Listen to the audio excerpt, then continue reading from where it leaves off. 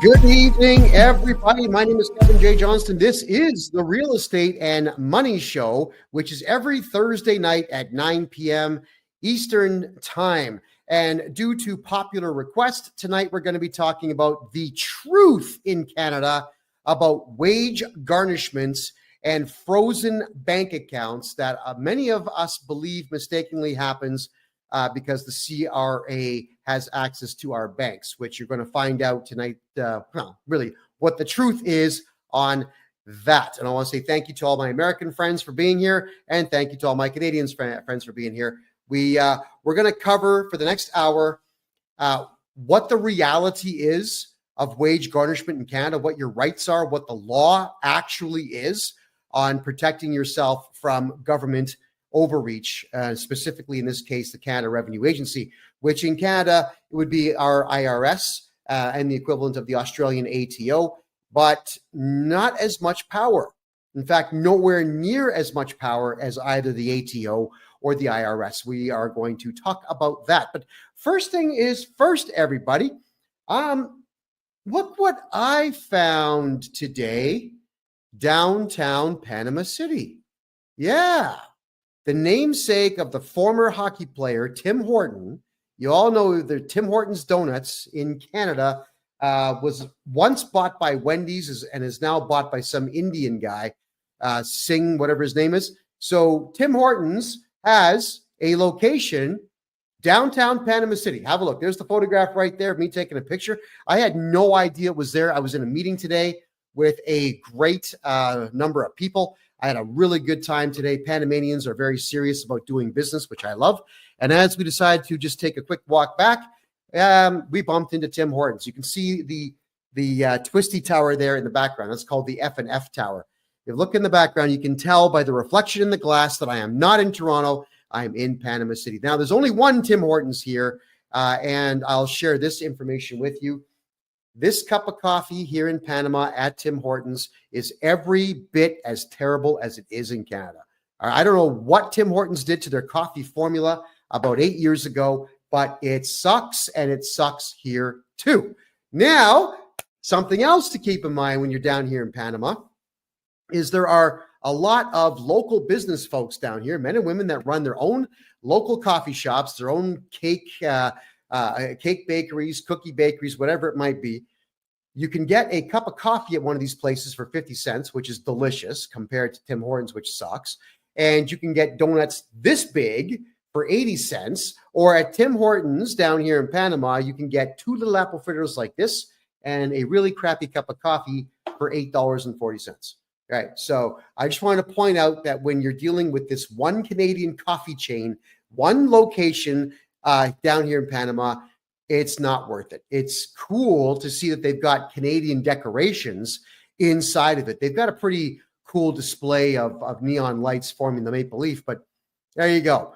Don't buy Tim Hortons caca down here in Panama. You're going to be equally as disappointed as I was today. So I dumped half the coffee out because I just couldn't drink it anymore. And I stopped at a local coffee shop and got myself a 50-cent cup of coffee. And I am so much happier for it. All right. I want to also, this one here, guys. I got this message in Facebook. It was a Facebook ad to do with taxes, which is, of course, what I do for a living. And here's what the ad looks like. It's from a company called Online Accounting LLP. It asks, are you 1, 2, 3 years behind on taxes? Now's the time to take action before the CRA does, the Canada Revenue Agency does. And what do we see in this advertisement? A police car. All right. They're trying to frighten you into hiring them to do your taxes, because this advertisement is telling all of you that you're going to get arrested if you don't do taxes. So I thought, you know what I'm going to do is I'm going to call this company. They ended up being in Edmonton, Alberta. And when I gave these people a call, I had a conversation with them for 34 minutes. It was a 34-minute conversation. And I grilled this guy. I lied to him, said, yeah, my mother's 83 years old. She saw your ad. She flipped out. She's been staring out the window for the last 3 days, waiting for the police to come and get her. She hasn't done her taxes. And then I start asking him a ton of questions about their capacity to do taxes. Questions like, will you cooperate with an auditor? Well, yes, we will. You have to. It's the government, he says to me. I want you to go and hear this thing for yourself. So if you're looking right there, this is my Rumble page, everybody. You can see it's this video right here. It's the second most recent one. You can see it's 38 minutes long.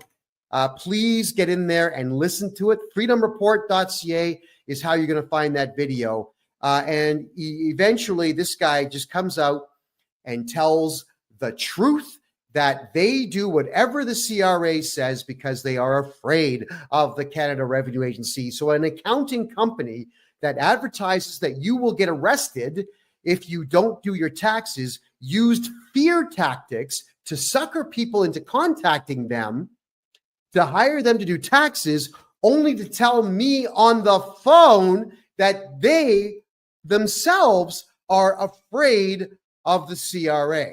And I'm telling you all, the Canada Revenue Agency does not have any authority in Canada. If you have auditors contacting you, get a hold of me and I will get rid of the auditor. I will ban them from your home, from your office, from your business, and even phoning you again in the future, utilizing the appropriate legalese and the appropriate legal letters and the appropriate legal demands, because I am not afraid of the CRA. I know what they are. They are merely a collection agency that gets government funding to make you angry and to lie to all of you. And I'm not thrilled about that in any particular way. In fact, it aggravated me so much so that I kept this guy on the phone for as long as he would answer questions. So as you hear me speaking to him, of course, I lied about wanting to hire him. I lied about my mother being alive and being afraid of the ad. Who cares? I lied. I'm telling all of you, I'm telling you the truth that I lied to this company to get them to answer questions so that I can protect all of you from really bad people and really bad accountants. Yeah, I lied. What happens if you lie? Nothing, except you make really good content. So I want you to go ahead and play this this video for yourselves, freedomreport.ca, and have a listen to just how useless this particular accounting company really is. You know, in fact, I would encourage everybody watching this show, call accountants in Canada and ask them questions. Very important questions. Will you cooperate with an auditor if the auditor contacts you? If they say yes, you got to get rid of them because they don't work for you. They work for the CRA. Can the CRA pull your license? If they say, well, yes, they can. They're the government. Get rid of them because no, the CRA cannot do that. If you're talking with them and you ask them, can the CRA arrest you or otherwise, if they say yes, got to get rid of them. The CRA cannot do that, not in any way. So please go through that video and understand that's why I do what I do. I want to help protect you, but I need all of you to start phoning accounting companies and ask the same questions of accounting companies in Canada that I ask of accounting companies. Trap them, put them on the spot, record the calls and send me the recordings. Because if you want to give me your authorization to go ahead and cut it as a video, then I will absolutely do so. We can take your videos where you're calling accountants and put them on my channel so that we collectively, as the general public of Canada, can start to fight back against the CRA by making sure that we absolutely crush these accounting companies that cooperate with the CRA. And as for those of you who are in the United States, you know that I can buy your corporations from you. I can take away all your corporate debt in the USA, and you'll be happy to know that I've begun now studying personal income tax law in the United States. It's not easy. It's a very convoluted. It's worse than Canada's system, the way that everything is worded. But eventually I am going to figure all of that out. Clap. If the CRA seized your bank account and took your money, you got to get a hold of me. I'm going to repair your taxes for the last 10 years and get that bank account unlocked and get your money back for you. That is exactly what I do. I will go back 10 years and I'll find every single mistake that previous accountants have made, get you back your money. Now, tonight's show, we've got 45 minutes to review what is really going on when banks seize your money. In Canada, we have laws, and laws pertain to all of us combined. It's the rule for all of society.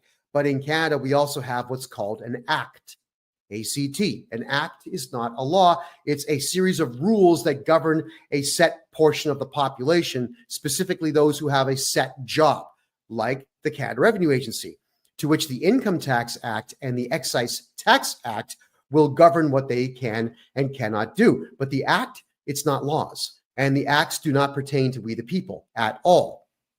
So what will happen here with the Canada Revenue Agency, and this is for all of you to understand how to navigate them and protect them.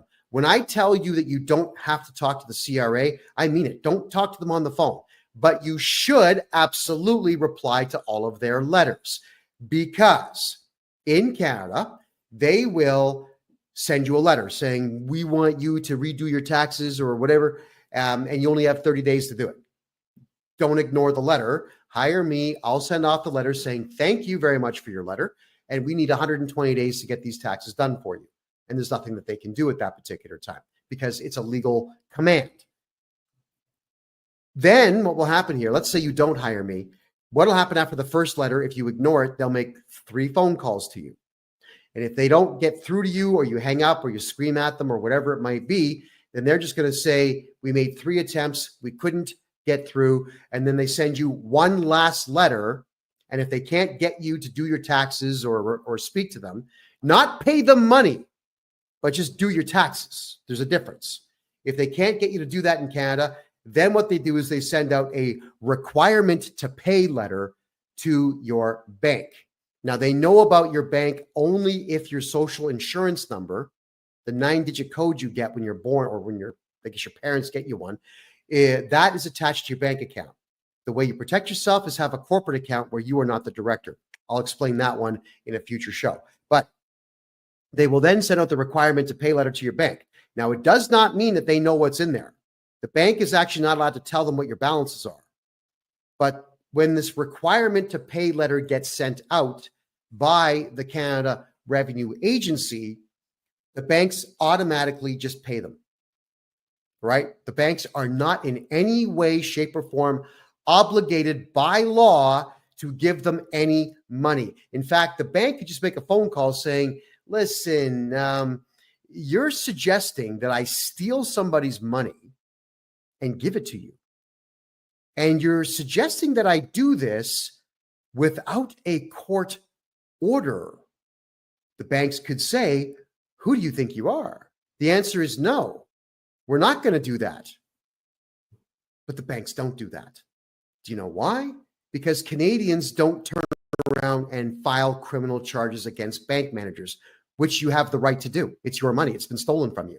Canadians don't sue the banks, which you should. I've sued almost every federal bank in Canada, usually for selling my information to third-party individuals that phone me up trying to sell me stocks and bonds. I always sue the banks for about $5,000, typically between 5 and 10, and they usually will settle out of court for about $3,000. It's a free $3,000. I take it and I just sign off. Okay, no, case closed. Thank you.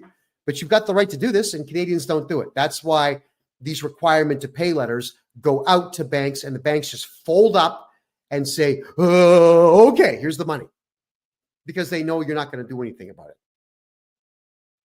You can, and you should, but they know that you won't. And that is why when a lot of you get onto my videos and you tell me, hey, Kevin, you don't know what you're talking about. The CRA has authority. They stole my money. They took my money out of the bank. No, they did not. They sent a letter to the bank that was not a court order, and the bank chose to give your money to them.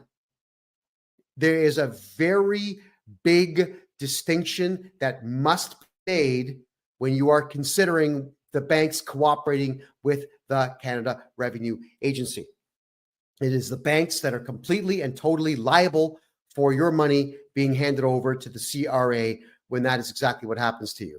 All right, Clap is saying, specifically told my bank not to take my money out of my account to give it to the CRA.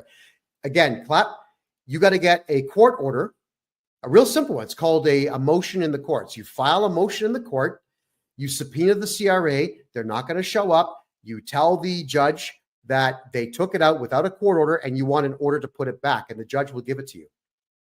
That's all that it takes. It's just a request from the judge, because for the CRA to issue that letter, it's not a lawful command. It's just something that the Excise Tax Act says the CRA is allowed to do. But we're going to read this to you so that you understand it. In fact, I had a really good conversation with a private bank owner. I'm not going to tell you who, but I am going to say that I'm very, very grateful for the time he spent speaking to me.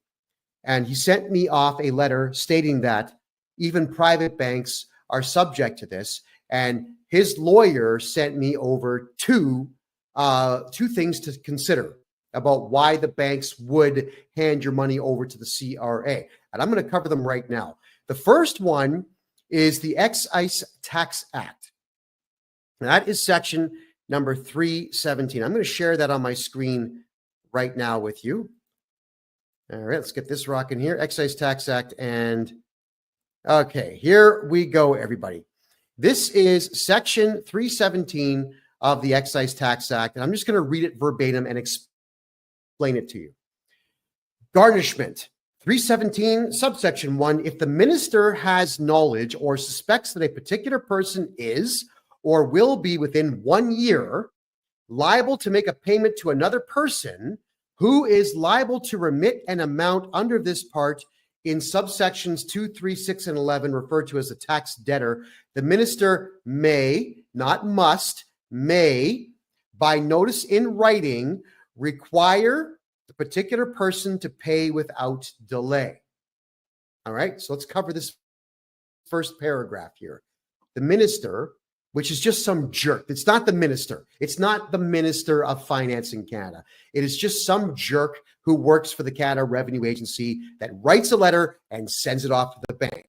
So if you hear what it says, the minister, or in this case, the CRA loser, may, in writing, require, which is to request, not you must do, it's just a request, require the bank to pay without delay. Or anyone for that matter. It doesn't have to be a bank. It could be your bookie. It could be your job. It could be your life insurance policy. So when the CRA sends these letters out, it's the bank who receives it, and it's the bank who says, yeah, okay, I'm going to do what we're told. Let me finish here. If the monies are payable immediately, and in any other case, and when the monies become payable, the monies otherwise payable to the taxed debtor in whole or in part to the receiver general on account of the tax debtor's liability under this part. So, translation. If the CRA says you owe money, you never owe the CRA money. They say you do, and there is a difference. If the CRA says to your bank, Kevin here owes money, and if you have money in your account that you would normally let him have, give it to us because we want it and we sent you a letter. Not a court order, just a letter. But it gets more serious here. But it's not more serious for us, it's more serious against the banks. Let's read further on this. Idem, subsection 2. Without limiting the generalities of subsection 1, where the minister or CRA has knowledge or suspects that within 90 days, a bank, credit union, trust company, or other similar person, in this section referred to as the institution, will loan or advance monies to or make a payment on behalf of or make a payment in respect of a negotiable instrument issued by a tax debtor who is indebted to the institution and who has granted security in respect of the indebtedness, or a person other than the institution will loan or advance monies to or make a payment on behalf of a tax debtor who the minister knows or suspects, subsection 1, is employed by or is engaged in providing services or property to that person, or was or will be within 90 days so employed or engaged, or 2, where that person is a corporation not dealing at arm's length with that person. Here's where it gets dumb. The minister may, not must, by notice in writing, require the institution or person, as the case may be, to pay in whole or in part to the receiver general, which is the CRA, on account of the tax debtor's liability under this part, the monies that would otherwise be so loaned, advanced, or paid, and any monies so paid to the receiver general are deemed to have been loaned, advanced, or paid, as the case may be, to the tax debtor. So it's really terrible language designed to say, hey, we, the CRA, says Kevin here, owes money. We can't prove it. We have no evidence to prove anything that we just said. But because of this IDEM, Section 2 of Section 317, we want you to give it to us. So give it to us. That's all they're saying. And they're saying it in a letter that is not backed by a judge's stamp or a court order. Now, how sick is that? By the way, if you're watching us on Kick or here on TikTok, we get everyone doing double fingers on the screen. Let's get the hearts flying. Let's get the likes going, everybody. It really does help bring this education level to everybody out there. I really do appreciate that. So the CRA sends a letter to the bank, and this act, which pertains only to the CRA and not we the people or the banks, is what the banks are using to steal your money and give to the CRA. Let's read further.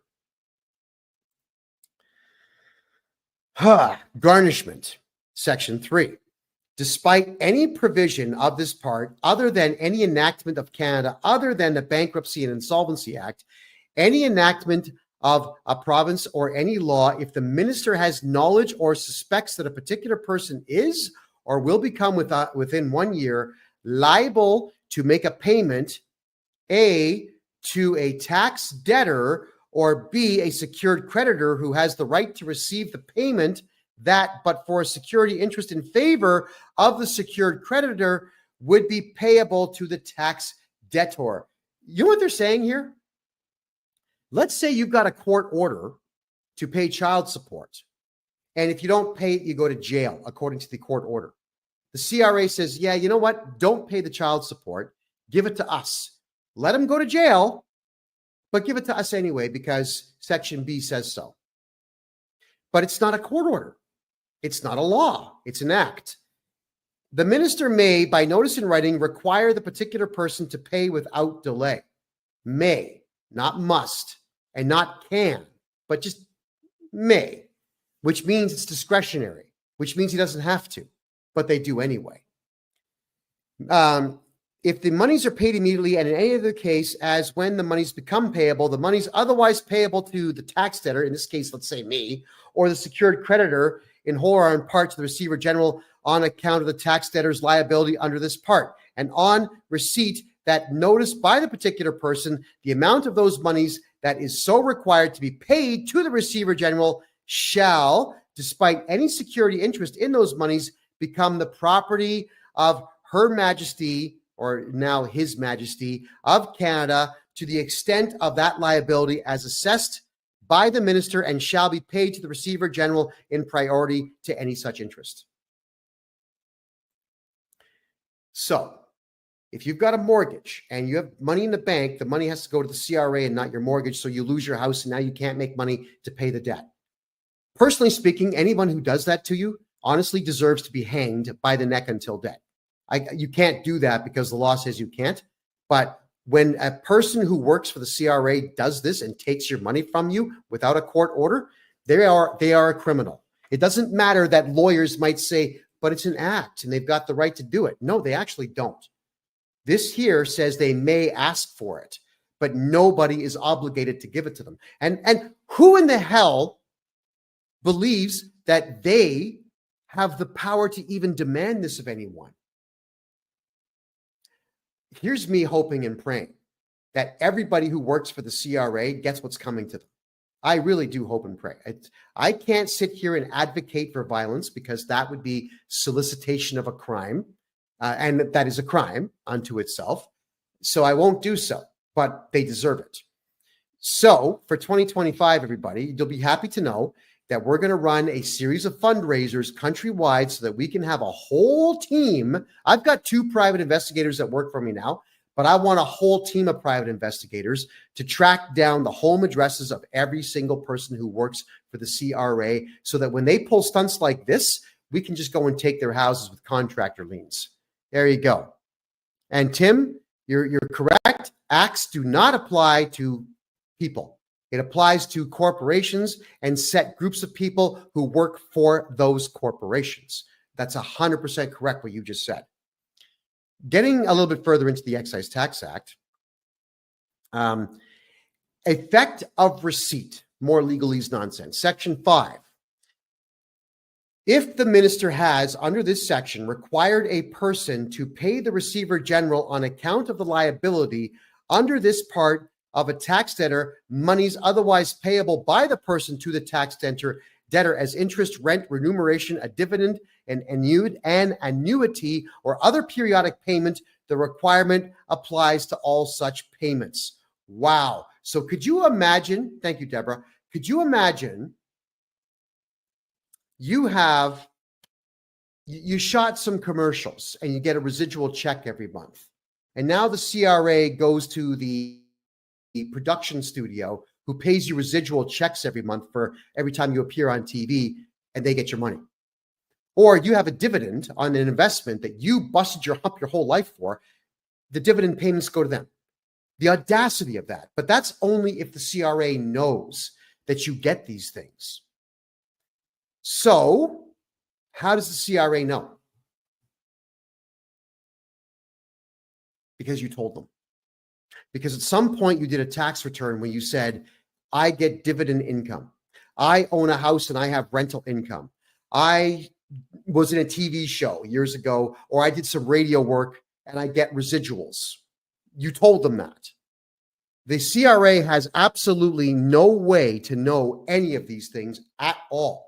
Even if the CRA gets a T4 from your employer, we can write a legal letter to the CRA. We can swear it in like this with a notary public, and we can state that the T4 was submitted in error, and all the tax information on it we vehemently deny.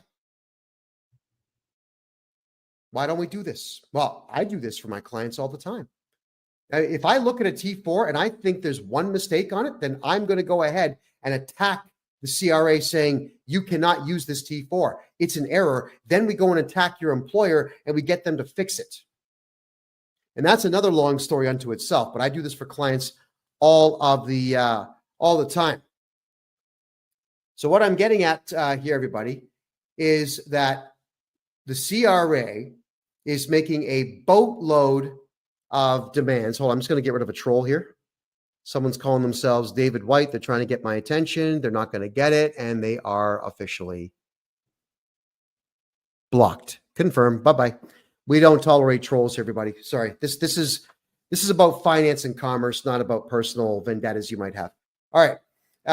The way that we do this is the CRA is going to make demands of anyone that they know might be giving you money, and they're going to send letters to those parties, your bookie, your boss, your bank, your creditors, your life insurance company, all of these things, okay? And Travis, I see you there. If you wanted to talk to me, just go to my personal website. That's the best place to hit me. Please, KevinJJohnston.com, myname.com. Travis, I'd love to talk to you. We have to stop telling the CRA everything about our personal lives, because everybody out there who tells the CRA anything, the CRA now knows and will pursue it.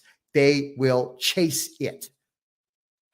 And the banks, as you've learned, are complete cowards, and they will give in and give your money away.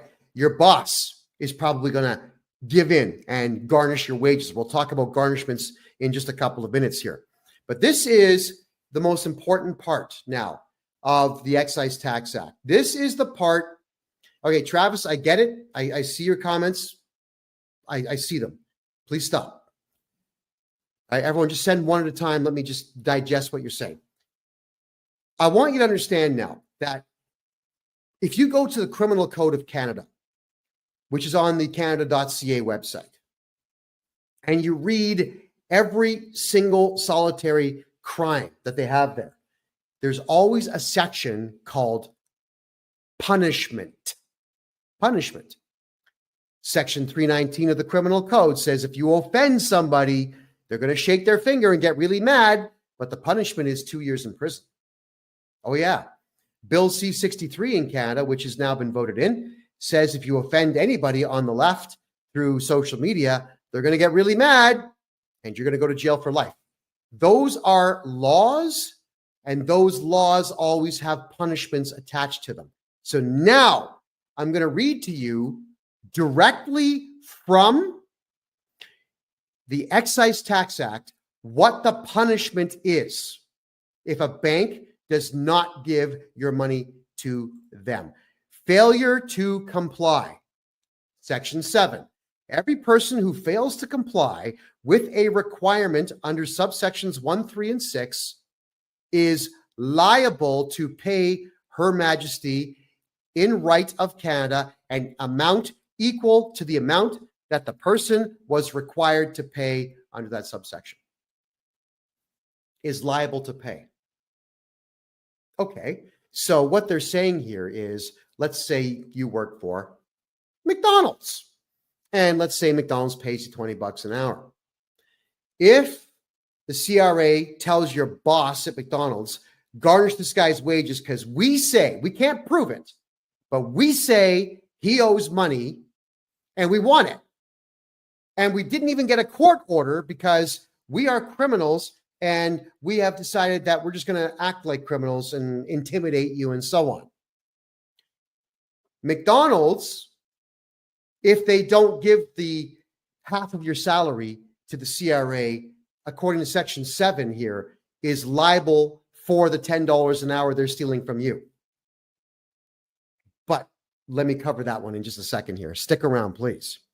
Section 8, every institution or person that fails to comply with the requirement under subsection 2 with respect to monies to be loaned, advanced, or paid is liable to pay to Her Majesty in right of Canada an amount equal to the lesser of the aggregate monies loaned or the amount that the institution or person was required to pay. Now, there's an assessment that'll get done, so the CRA will guess what that number is. But look. The word punishment is not here. There's no punishment. If you are a business owner and the CRA issues a garnishment order to you and you refuse to steal money from your staff, the CRA will say, well, we're going to shake our finger and we're going to get really mad and we're going to tell you in writing that you're liable. But even the act itself does not allow us to punish you. You know how somebody would actually be liable for that money? Is if the Canada Revenue Agency sued you. And I've got news for everybody out there watching this show right now. The Canada Revenue Agency does not sue anyone. They do not sue the banks. They do not sue corporations. They do not sue you or you or you. They don't sue any of you. They don't do that because the Canada Revenue Agency is not a police force. They do not have authority. What they do is they rely on the lawyers provided to them by the Department of Justice. And the Department of Justice actually bills time to the CRA. So if the CRA is going to sue you to try to get you to pay the garnishment on someone's wages, they would have to hire a lawyer. But only the DOJ is allowed to represent them. And the DOJ is most certainly not going to allow themselves to be used to sue McDonald's for $10 an hour. The CRA, if they were to sue you, you could hire, let's just say, they're not going to sue you. But for argument's sake, if they did, you hire me. Here's what happens when you get sued. You file a defense. What you do is you vehemently deny everything within it, and you challenge them to prove anything. And the CRA cannot prove anything because they don't know anything about you. They only know what's on your tax return. And if you swear an affidavit stating that your tax return was wrong, then they have no evidence at all. So when you file a defense, the CRA, if they sue you, which they don't, the CRA would get a notice that you defended your lawsuit. They would get a letter from me saying, hey guys, KevinJJohnston here. You know who I am. You don't like me very much. And I'm representing my client in this case. The first thing that happens is it goes to a settlement conference. Now, this is something that you call a without prejudice meeting. What that means is nothing that gets discussed between the justice of the peace, not a judge, the justice of the peace and us and the CRA, nothing that gets talked about there is being recorded and cannot be used as evidence in the upcoming trial. So the CRA, if they sued you, which they won't, would say something like, well, we ordered his boss to take money away from him, and the boss didn't do it. And under the Excise Tax Act, it says he's liable, so we're suing the boss. That's it.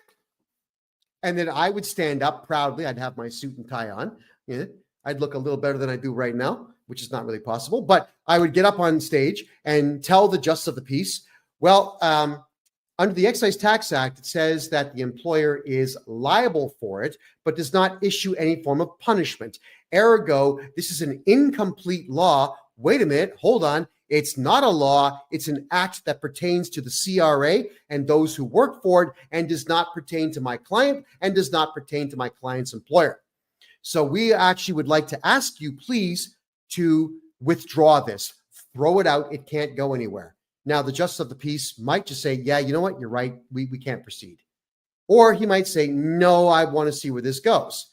That's when he will ask me and the CRA's lawyer to go out in the hallway and discuss everything. And that's where I'm going to go out in the hallway with the lawyer and say, listen, whatever you're going to say, the answer is no. So why don't we just go back in there and book a trial? Because I want to set a precedent by beating you in court. And he's going to say, well, wait, hold on. We don't want that. Then I'll ask him, well, what's the offer? What's the offer on the table? Let me hear it. And sometimes they will say that they're prepared to drop it. And this has already happened with other corporations where I have fought against them in court, where they will drop the lawsuit. I just have to sign off that I won't talk about it, which is fine. I've got a bundle of cases I can't talk about, and that's fine. It doesn't matter because I want to win for my client. So if we can't agree that the CRA will drop the case, I'm going to march right back in without the guy and say, Your Worship, or in Alberta, me lord, we can't agree on anything. I would like to book a full-blown trial, and I'm hereby requesting a 4-day trial. The JP is going to ask, why would you want to book 4 days for a simple, small claim? Well, it's because I have a list of 200 people I would like to subpoena to this trial, please. Bob Hamilton, the commissioner of the CRA, Justin Trudeau, Chrystia Freeland, Doug Ford, everybody who's involved with the CRA in some way, I'm going to subpoena all of them. Do you think for a second that a judge is going to allow that to happen? It would turn the courts into a farce. So they're not going to do it. And that's when they're going to say, well, if you're going to subpoena that many people, which I have the right to do, I might add, they can't let that go on. They're not going to let me book 4 days. So again, they're going to, the JP will then ask me and my client to leave the courts so the JP can talk some sense into the CRA. That's how it would work. The whole thing would get tossed out the door. But because the Canada Revenue Agency does not sue anybody in Canada, this will never happen. So I have just proven to all of you tonight, reading the Excise Tax Act to you, that there is no punishment that the CRA can issue to your employer if they do not wish to garnish your wages, and there is no punishment that will be issued to any bank in Canada if they refuse to hand over your money to the CRA. And that is the most important thing for Canadians to understand. The Excise Tax Act does not pertain to we the people at all. Superstar is asking a question here. How about if you owe GST collected for 20 years ago? Can they take it from your bank account? If you reported that you have GST that you collected, they will certainly try. Yes. But what you got to do there, Superstar, is get a hold of me and I will fix the GST or the HST or the PST reporting that you've done.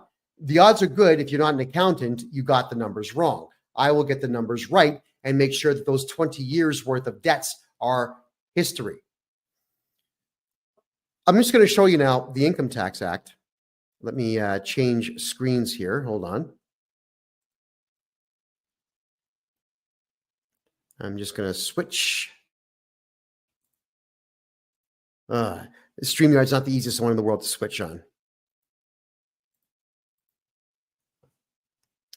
And the Income Tax Act. Here we go. So this is the other section or the other act that the banks will rely on. When the banks when you're yelling at your bank saying, you took all my money, you gave it to the CRA, I want my money back.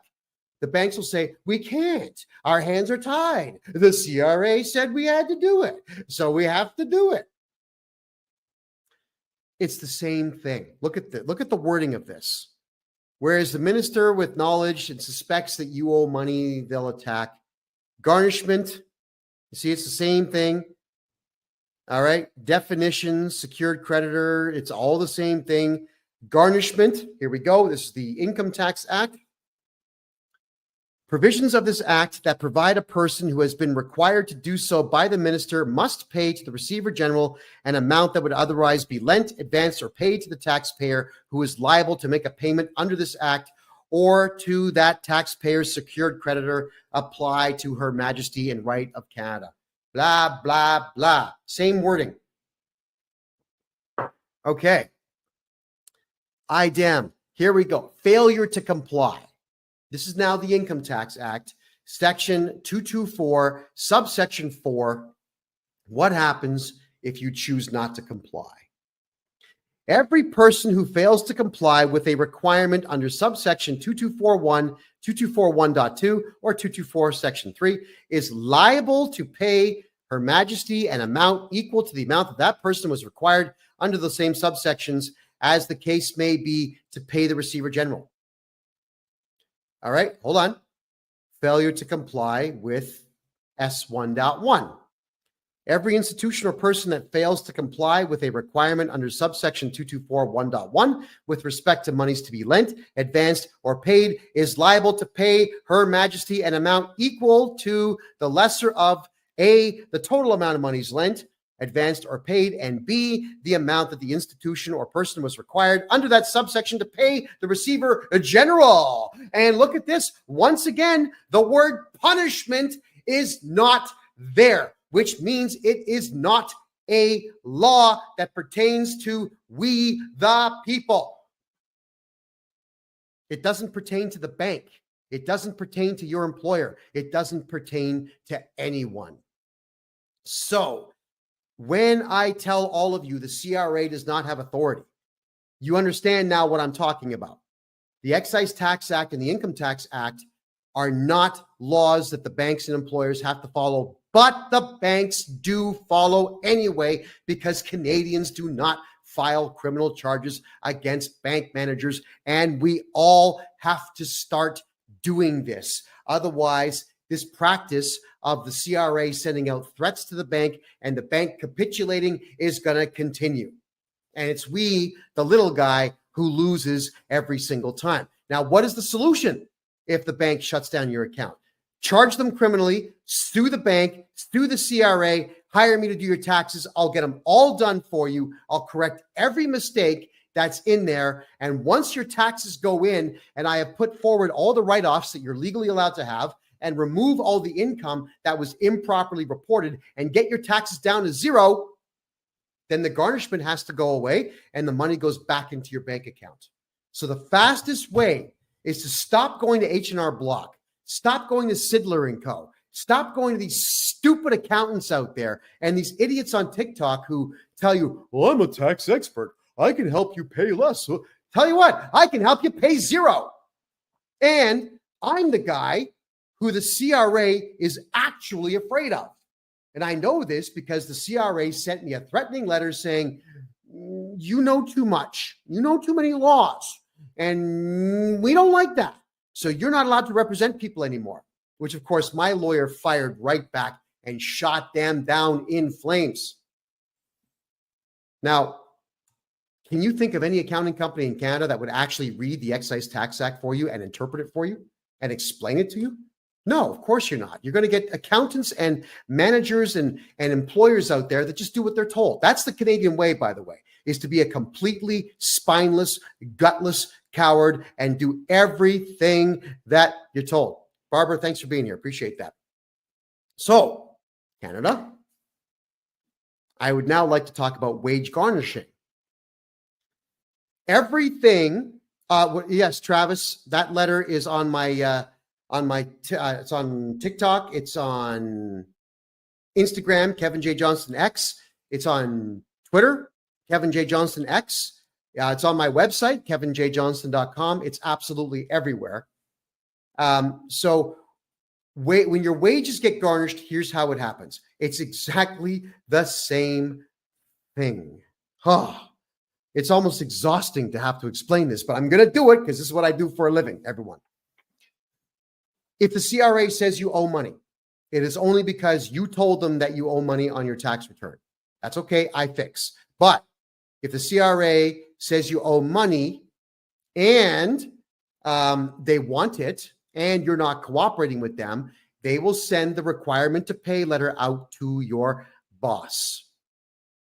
Now, this is where I lose my mind with employers. And I have given a lot of employers a very difficult time this year. The number one commodity, the number one asset that every business has is a highly skilled employee who's dedicated to the company.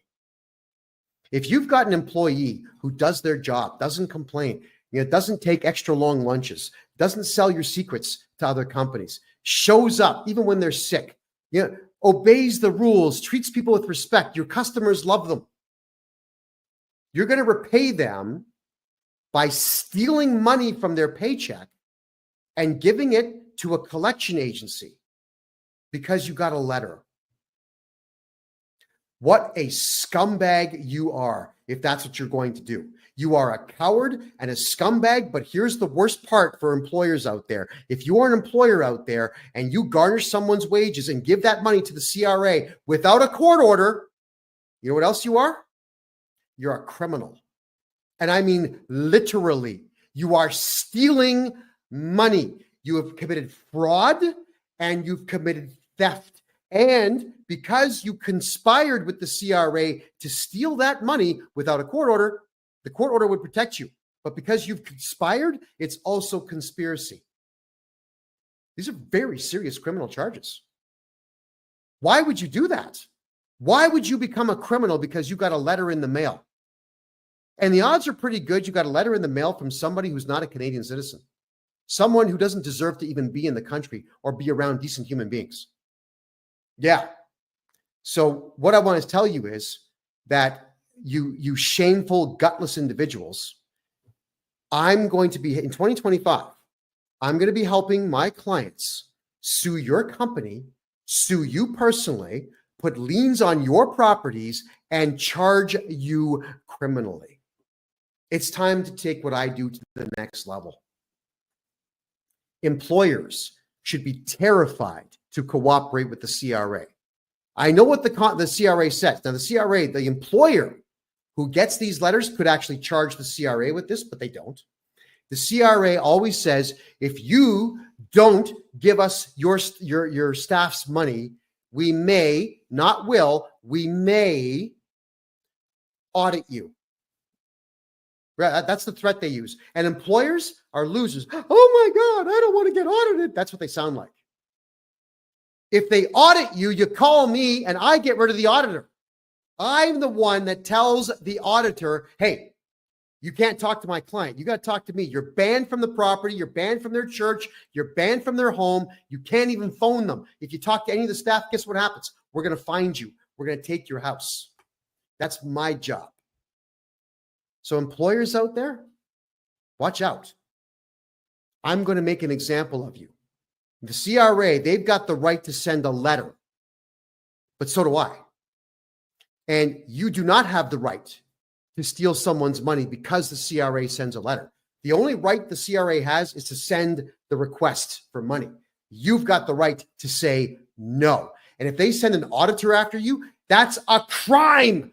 It's malicious prosecution. That is a crime. It's what the Americans call a felony. It's what the Canadians call an indictable offense. It's a crime. You do jail time for these things. So we, the people, need to go on the attack. If any of you out there have had your wages garnished and they're still being garnished now, get a hold of me. We're going to get your money back because I'm going to go to war with your employer over that. Think about all the crimes that the CRA has committed. I don't care that they have an act that says they could do these things. They are still breaking the law. Acts mean nothing. And remember, everybody, at Nuremberg, when Nazis said, I shot children in the head because I was just following orders, it didn't work for them. They all got hanged. It's not going to work for your employers, and it's not going to work for the CRA as long as we, the people, gang up on them and become an army and fight back. It takes nothing. We don't even have to use violence. We just have to sue your boss and go to the courthouse. If the cops will not file charges, then you go to the courthouse. You grab the forms that they have. It's called filing a private information. You can file criminal charges against somebody in a courthouse. It's free. Then the police have to go see your boss and hand your boss a summons to appear in court on criminal charges. Why are we not doing this as a society, everybody? Now, you got to remember, I would love to do this for everybody out there. I've only got so many hours in a day, but I'm going to be teaching everybody across Canada how to charge CRA criminals and your bosses and your bank managers who steal your money. Because if we don't take a stand now, I'm telling you this, the CRA is just going to keep taking until all of you are homeless. And that is exactly what the Liberal Party wants. They want all of you broke and desperate and destitute and kicked out of your home so that Trudeau's friends can come in and buy your houses cheap from the bank after your mortgages get foreclosed upon. You all got to stop paying tax. Now, next week, I'll be covering how to never pay income tax again legally. Yeah, there's a legal, not the free man on the land crap, not that sovereign citizen nonsense. I don't do that stuff. All I do is show you the law and then show you the steps you follow to abide by the law. Never mind the act. Who cares? The law. If you're doing things legally, everybody, you'll never pay tax in Canada again. And the CRA is in panic mode now, sending me ridiculously stupid letters, but it hasn't worked. Because now the CRA, when they call me to talk about my clients, they're really polite. Now, of course, when someone's polite with me, I'm always polite back. I'm just telling you that it is possible to frighten the CRA. They're cowards. They think that these acts are going to protect them. And then I say, no, they won't. And then we just attack without weapons. We attack with paper and court orders and criminal charges. Let's do it, everyone. If you want your taxes done properly, everybody, get a hold of me at my website. It's KevinJJohnston.com. Book yourself a 1-hour consultation. I can't wait to help you get all your tax problems fixed. I'm going to go back 10 years in your taxes and get you back at least 50% of what you paid, and it's all going to be done legally within the bounds of the law because the CRA has no laws to back it up, just acts, and those don't mean a thing, especially even in a court of law. My name is Kevin J. Johnston. This is the Income Tax Show. Well, we're going to call it pretty much everything. It's the Real Estate and Money Show. We cover income tax a lot.